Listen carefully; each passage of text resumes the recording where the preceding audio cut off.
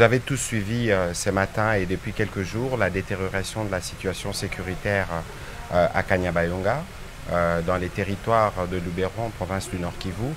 Le président de la République a donc convoqué cette réunion du Conseil supérieur de la défense élargie pour faire le point général de la situation. Évidemment que nous avons parlé de la situation opérationnelle du pays de manière générale dans toutes les trois zones de défense, mais il y a eu un accent particulier qui a été mis sur les événements de Kanyabayonga.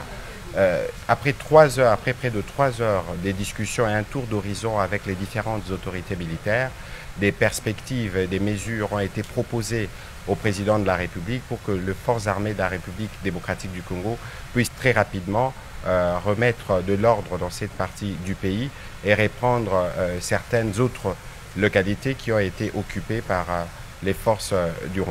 rwandaises, parce que c'est d'elles qu'il s'agit. En même temps, le président de la République a tenu à rendre un vibrant hommage aux forces armées de la République démocratique du Congo qui défendent au prix de leur vie la patrie, et il a lancé un appel à toutes les populations de cette partie du pays, mais aussi à tous les Congolais. D'ailleurs, il y aura un message du 30 juin dans les heures qui suivent. Il aura l'occasion de revenir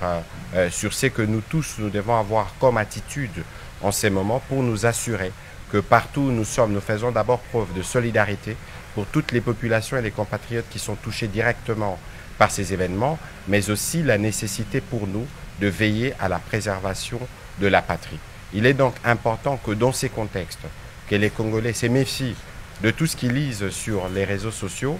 pour ne pas prêter les flancs au jeu de l'ennemi, parce que vous savez que c'est aussi sur ce terrain que les jeux se jouent, pour démobiliser les Congolais, mais aussi pour toucher le moral de nos vaillants soldats qui sont engagés sur le front. Donc ici, nous réitérons l'appel du président de la République à continuer à faire confiance aux forces armées de la République démocratique du Congo, pour lesquelles le gouvernement de la République, mais ainsi que lui-même, mettront tout à disposition pour que l'ordre puisse être rétabli, et très rapidement.